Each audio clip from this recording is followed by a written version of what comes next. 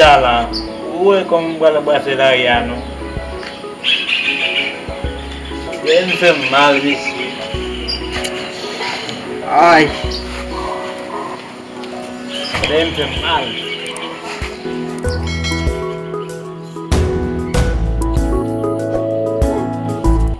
Aquele lá, Max Sobens. Ei! Ah, mas que Você não é? ah, mas ele vai me te dar lá, man. Ah, tem uma Ô, coisa lá, Efraim. man. Você me dirá que ele me dirá, man. Ah, se vamos for assim, não vai ganhar, man.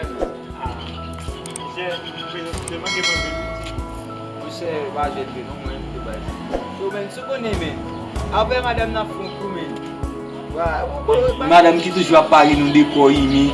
Bah, comment il est encore? Biologienne non. Tá do qual você? Caralho, Gonçalo. Mais comment pour abonner à la chaîne YouTube là?